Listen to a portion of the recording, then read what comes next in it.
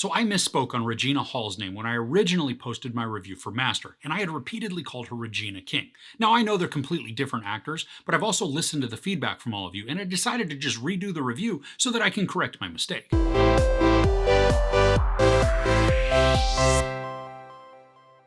At an elite New England university built on the site of a Salem-era gallows hill, three women strive to find their place.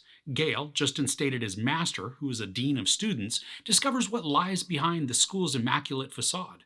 First-year student Jasmine confronts a new home that is cold and unwelcoming.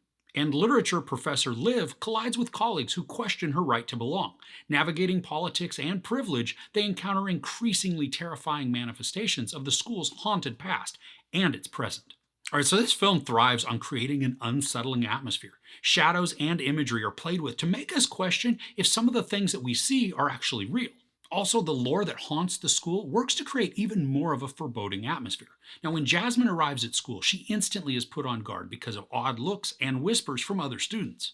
The sense that they know something that she doesn't, coupled with the fact that they're not really friendly or helpful, all work to put her ill at ease, and then us too. There's the lore established very early on that the school is built over the site of where a witch had been hung in the 17th century. Now, because of this, there's sort of a curse that has caused some students in a particular dorm room to hang themselves over the decades.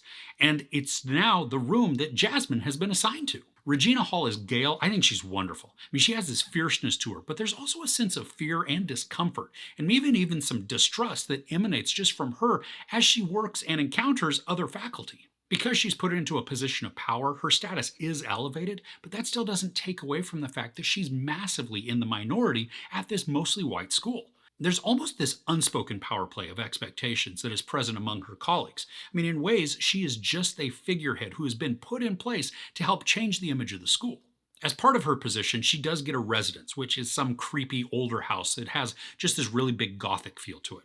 Now, inside she experiences some odd and gross things, and I mean, really, nobody would want to stay there. Some portions of this film gave me similar feels to The Blackcoat's Daughter, and not just because it takes place at a school. I mean, there is the mystery, and then there's possibly an occult inclusion that follows within the story too. Plus, there's tense setups where something may be stalking our students. There's some really great cinematography in this. There are a couple of scenes that feel like they come from a 70s or an 80s horror, especially with the way that the camera zooms in or out on a specific item. I mean, it just takes like 5-10 seconds to resolve. It is very patient, and it's not something that we see that's used in modern movies too much. As Jasmine experiences her potentially supernatural weirdness, and then Gail is navigating that just less than inviting faculty, the character of Liv creates a whole new layer of drama and then strangeness. Her character arc was not one that I was expecting, and I'm still not totally sure how I feel about it. I mean, it is unique, and it's also startling, but very uncomfortable. Now, I like how it complements the finale and then how her story slowly compounds everything that Gail is working through. Now, this being a horror, we should expect some gnarly visuals, but what we get is mostly just creepy imagery and then some disconcerting setups that help to make this just really an intriguing watch more than anything. I wasn't ever scared while watching, but I was unsettled, and then especially with the sequences where we just don't know if they're happening in real life or in a dream.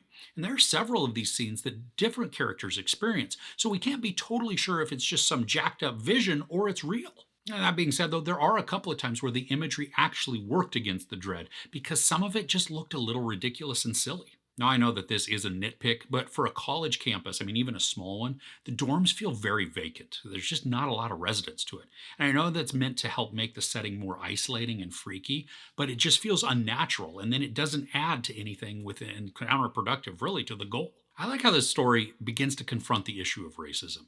Now, there are a couple of times, especially during a party that Jasmine attends, that feel a bit forced or maybe even heavy-handed. But overall, there's this great sense of dread that is permeating the story. And the commentary on racism, it's not buried here. I mean, there are many times where it's addressed head-on, which I enjoyed, but it wasn't always in the way that I thought it would be. There's also a multi-layered gaslighting that occurs that adds a punch to the story that I wasn't expecting.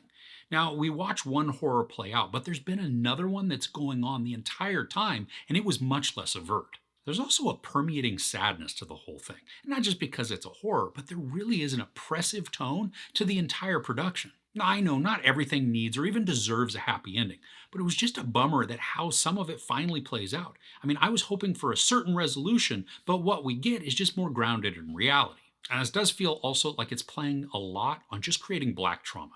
Now, because at the end of this, terrible things and ideas have occurred, but the status quo is pretty much intact. And I do know that this is creating a conversation with the issues that it's addressing, but what ends up happening is that we watch a few black people have horrendous experiences without any redemptive arc to come in and lessen it. So overall, Master is a quieter horror that plays heavily on imagery and the tone of character motivations to create a very unsettling atmosphere. The mental anguish our characters are exposed to is effective at causing discomfort, and then they're made all the more convincing with some wonderful performances from Regina Hall, Zoe Renee, and Amber Gray. And while the tone of the story is dark and oppressive, by the end it just feels as if we've watched terrible things happen to black people with nothing to show for it. I enjoyed the majority of the movie, especially the social commentary and how the story addresses inequity and racism. I do just wish, though, that the conclusion would have been a resolution that instills a better sense of progress. There's no sex or nudity, some profanity, and some violence. I give Master 3 out of 5 couches. So have you seen this on Amazon yet? What'd you think of it? Let me know in the comments below. If you enjoyed this review, please give it a like. Also, don't forget to share and subscribe. I'm Chris. This is Movies and Munchies. Thanks for couching with me.